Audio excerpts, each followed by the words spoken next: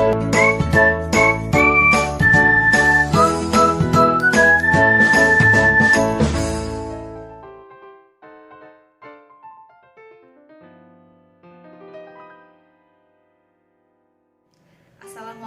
warahmatullahi wabarakatuh. Kembali lagi bertemu dengan Ibu Mega Purnama dalam pembelajaran Bahasa Indonesia. Bagaimana anak-anak kabar kalian? Semoga tetap semangat ya. Tentu saja tetap sehat dengan menjaga protokol kesehatan. Baik, sebelum kita memulai pembelajaran, alangkah lebih baiknya kita berdoa terlebih dahulu ya. Berdoa dimulai.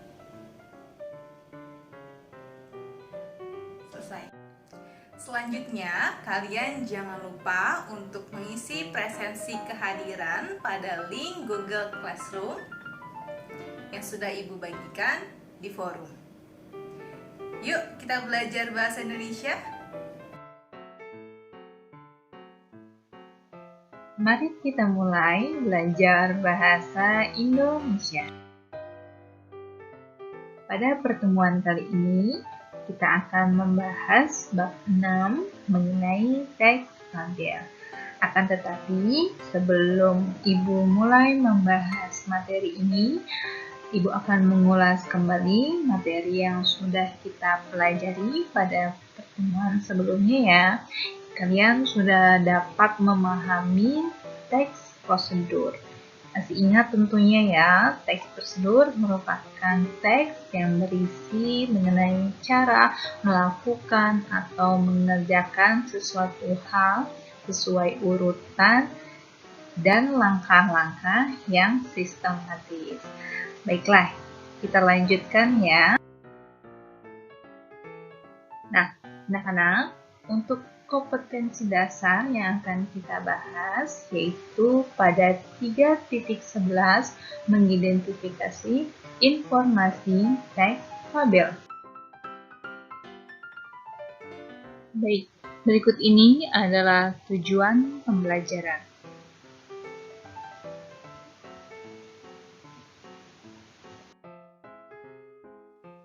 Baik, berikut ini adalah alur kegiatan pembelajaran untuk materi teks fabel. Langkah pertama, kalian nanti membentuk kelompok belajar. Kemudian langkah kedua, mulai menyusun pertanyaan yang muncul setelah membaca teks fabel, yaitu Belalang Sembah yang ada di buku teks Bahasa Indonesia. Langkah ketiga, kalian mulai pengumpulan informasi terkait pertanyaan. Kemudian langkah keempat, pengolahan informasi dan juga diskusi di forum Google Classroom yang nantinya untuk menjawab lembar kerja yang sudah Ibu siapkan. Yang terakhir, langkah kelima yaitu pengumpulan tugas di Google Classroom.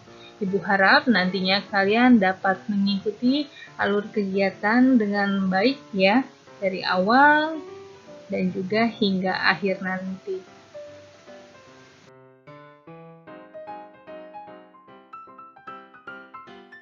Baik, coba kalian perhatikan kedua judul buku teks bacaan tersebut ya. Manakah yang termasuk teks cerita fabel? Apakah gambar yang di atas, jagat sinema, atau gambar yang di bawah, kelinci yang tak kalah cerdik? Jangan lupa berikan alasanmu ya. Kalian bisa menuliskan di kolom komentar yang tersedia di kolom YouTube. Sudah?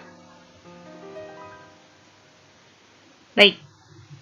Jawaban yang benar tentu saja yaitu kelinci yang tak kalah cerdik. Ya, judul itu merupakan teks fabel. Alasannya kenapa? Nanti akan Ibu jelaskan pada penjelasan berikutnya ya. Ya, tadi kalian sudah berhasil menentukan teks fabel. Ya, ini adalah penjelasannya. Jadi secara etimologis, kata fabel itu ternyata berasal dari bahasa Latin yaitu fabulat.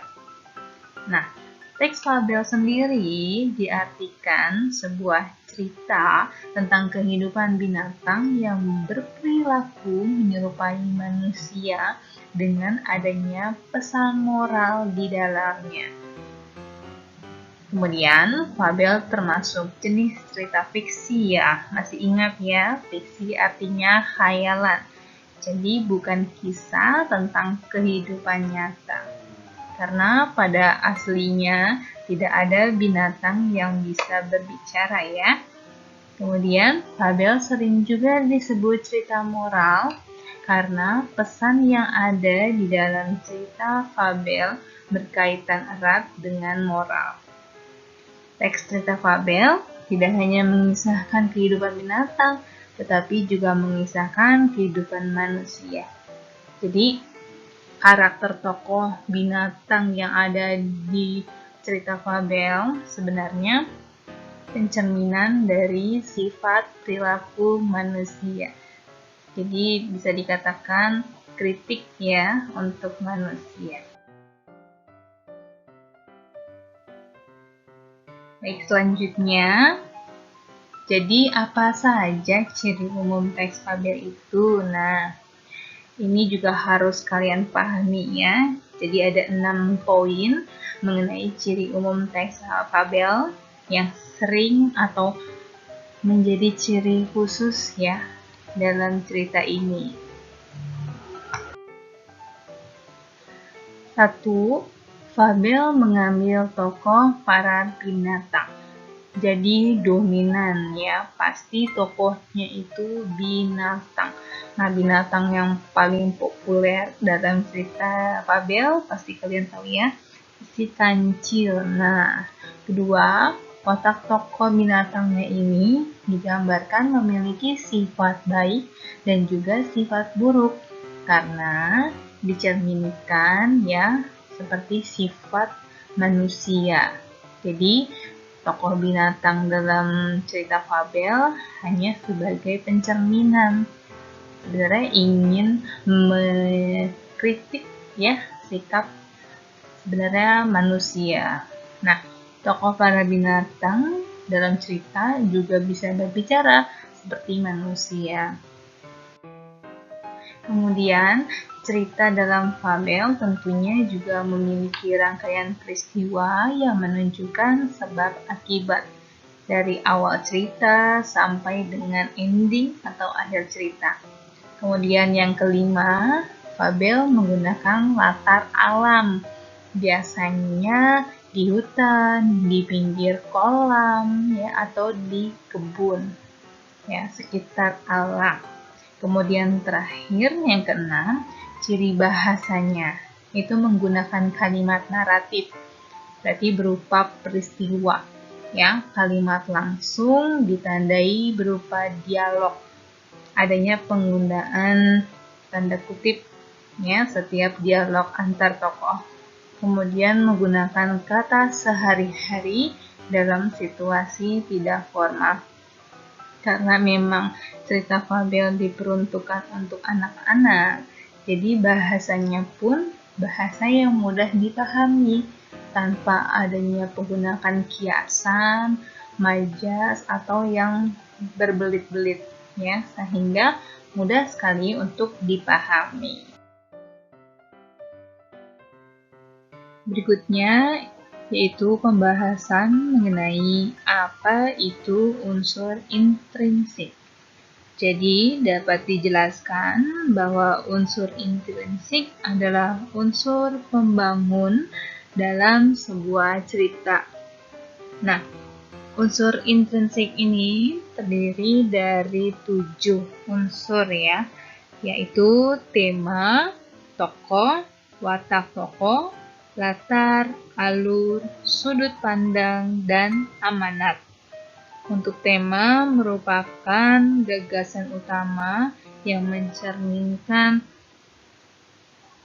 sesuatu cerita. Ya, kemudian tokoh, watak tokoh itu sifat, berarti ya untuk latar terbagi menjadi 3, ada waktu, tempat, dan suasana. Alur Apakah dimulai dari awal cerita sampai ending atau akhir, atau dimulai dari flashback dahulu, itu disebutnya alur mundur, atau alur campuran, yaitu perpaduan antara alur maju dan alur mundur. Kemudian ada sudut pandang, itu ada dua ya, sudut pandang orang pertama atau sudut pandang orang ketiga. Biasanya ditandai penggunaan kata ganti.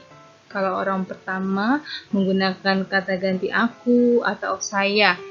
Kalau kata ganti orang ketiga menggunakan kata dia atau menyebutkan nama si tokohnya. Kemudian amanat merupakan pesan dari cerita tersebut. Ya, baik, selanjutnya setelah kalian tadi sudah memahami mengenai ciri umum dan juga unsur-unsur intrinsik teks fabel, selanjutnya, kalian diminta untuk membaca teks Belalang Sembah yang ada di buku teks Bahasa Indonesia.